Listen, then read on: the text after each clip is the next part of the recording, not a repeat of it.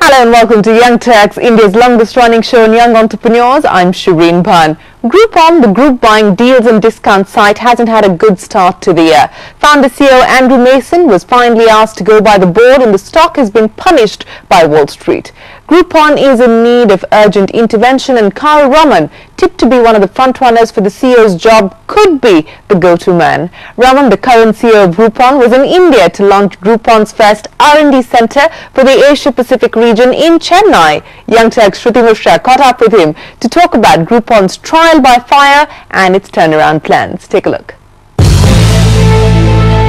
From being Forbes' fastest growing company ever to registering one of the worst IPO runs since the dot-com debacle, Groupon, the big daddy of deals on the internet, has seen it all in just 5 years.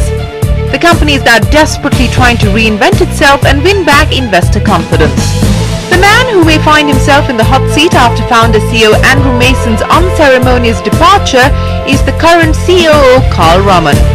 An alumnus of the Guindy Engineering College in Chennai, Carl is a 20-year veteran in technology and retail, having worked in Amazon as well as turning entrepreneur with his tech startup globalscholar.com. Carl joined Groupon in 2012 as Senior Vice President Global Sales and Operations and today faces the biggest test of his career. Now, Groupon has been under fire for quite some time over dipping shareholder value, accumulated losses and earnings, repeatedly missing street expectations. How do you plan to resurrect the company? Groupon is probably the most misunderstood company I've ever been part of. Yes, whatever you said, repeated missing the earnings and stock being 80% off the IPO price, they are all very correct. They are all very truthful statements. So first is Groupon is not building a company, it's building a category. Local e-commerce as a category never existed 4 years back. So if you take 2011, this company did approximately $3.5 billion in billings and we lost $220 odd million. In 2012, we did $5.4 billion in billings and we made a profit of $98 million and our balance sheet has grown every single quarter since we went public. So if you take the blurred lines of quarters out and look at a company year over year, a company which added more than $1.5 billion of top line while reversing the loss by $300 million, that should tell you a different picture. So what went wrong? What were the failures? Where did Groupon go wrong? Being a pioneer in a category means you are going to do things which nobody else has done before.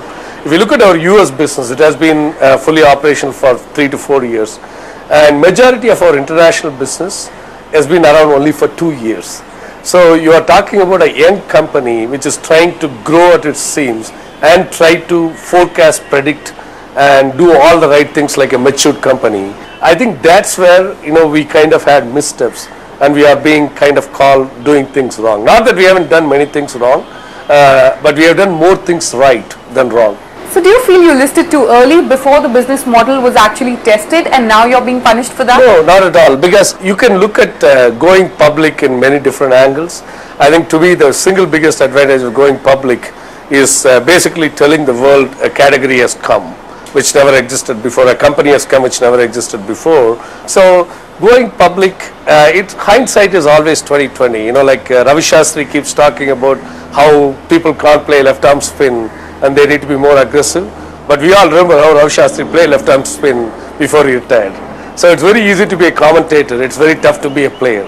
You've taken the position of a COO in a CEO-less company. Are you feeling the heat? Do you feel the pressure of turning the company around? No, absolutely not. The beauty about Groupon is Andrew, Eric, who's our current interim CEO, along with Ted Leonsis, these guys have been working together as a team for the last, at least for 3-4 years.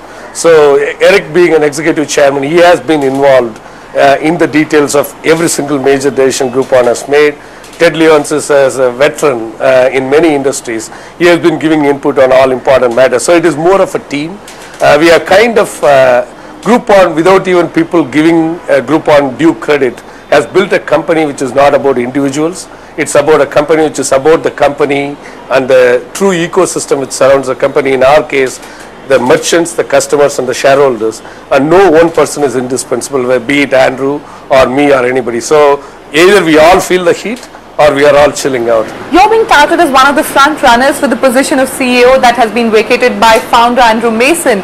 Do you want the job? I'm a big believer in doing the duty and leaving the rest to the God, right? Karmanya Vatika Raste. So, like I love my job. I truly believe we are going to build great value. I truly believe we are going to change the world. And if there is an opportunity, if the shareholders believe I could add value to them, if the board members and the team members whom I work with believe I am the right guy, I'll be the happiest guy. If that is not the case, that is not going to dim my enthusiasm for the dream I am on right now. Does Groupon need an intervention like Marissa Mayer? Tough decisions, aggressive changes? Unlike many other companies, Groupon is not a company which needs a CEO to change the strategy or turn the company around, making decisions in a different way than what we made in the last 9 months. We have been, violently in agreement with what should happen with Groupon, and we focus more on controlling the controllables, which is all about merchant experience and customer experience. Who the leader is kind of immaterial, because the leadership is totally aligned in building long-term shareholder value by putting the merchants and customers first. You recently launched the Chennai R&D Center, which is among the 5 global R&D centers that Groupon has. How much have you invested? How many people have you hired? And, what do you hope to achieve through this? We just started our center. We have less than 200 people. So this center would be an R&D center for Groupon globally. And they will play a role in helping with the expansion in India and rest of the Asia Pacific countries. You've mentioned in interviews earlier that you're betting big on the mobile industry in India and you're going to launch your app soon.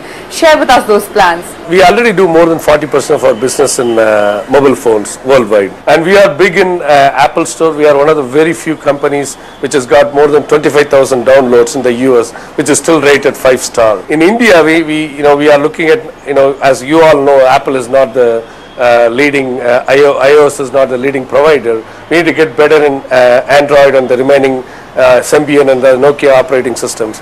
So that's the reason why it is a little bit delayed, and hopefully we are going to launch it very quickly. Groupon came into India by acquiring SoSasta.com.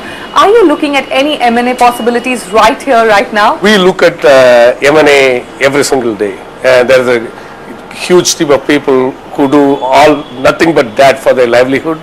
And they are continuing to look at mergers and acquisitions for all markets, and India is definitely one of them. The moment we get something, if we believe that's the best use to use our balance sheet to enhance shareholders' value, that would be the first thing we would do. So before I let you go, my final question, what is the road ahead for Groupon? What are the future plans? Where do you see Groupon 5 years down the line? If you consider what we are doing is a marathon, we are not even the first mile. We are trying to change a customer behavior. We are trying to change the behavior of how merchants and customers are used to, right? And it's a $3 trillion opportunity. We don't even have 50 basis points, not just Groupon. Everybody who is in a similar business, all of us put together, have less than 50 basis points of the total opportunity. Yes. 5 to 10 years down the road, there is no reason why local e-commerce should not be 15% of local commerce. And this is not a game where winner takes all. Anyone who is working on improving the merchant and customer experience, they will all win. Well, Carl here is hoping Groupon does come out a winner. On that note, it's time for a break. But when we return,